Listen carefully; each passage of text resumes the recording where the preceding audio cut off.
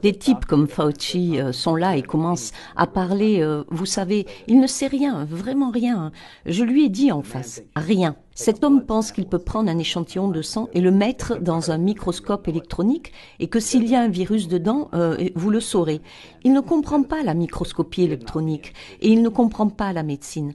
Il ne devrait pas occuper un poste dans lequel il est actuellement.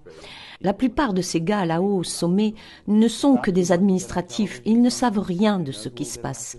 Si Fauci veut aller à la télévision avec quelqu'un qui s'y connaît un peu et débattre avec lui, il peut facilement le faire parce qu'on le lui a demandé. Beaucoup de gens, le président de l'université de Caroline du Sud a demandé à Fauci de venir débattre avec moi sur scène devant les étudiants parce que je voulais que quelqu'un qui soit de l'autre côté vienne équilibrer mon propos. Parce que je me disais, ces gars peuvent m'écouter, mais j'ai besoin de quelqu'un d'autre ici qui soit de l'autre côté. Mais Fauci ne voulait pas le faire. Vous savez, je n'ai de compte à rendre à personne pour de l'argent. Vous voyez, je ne travaille pas pour une organisation comme celle que dirige Tony Fauci. Le nombre de cas signalés a augmenté de façon exponentielle parce que le nombre de tests effectués a augmenté de façon exponentielle. La première fois que j'ai vu un de ces graphiques du CDC qui montrait une ligne graphique qui carrément sortait de la page, j'ai dit « Comment en êtes-vous arrivé à ce résultat ?»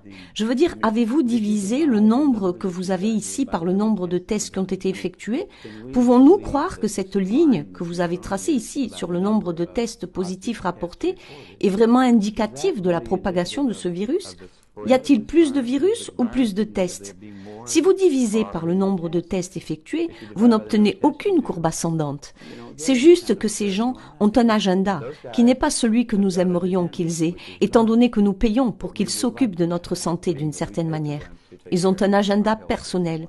Ils inventent leurs propres règles au fur et à mesure. Ils les changent quand ils le veulent et ils font de la propagande comme Tony Fauci ne se gêne pas pour aller à la télévision devant les gens qui paient son salaire et mentir directement devant la caméra.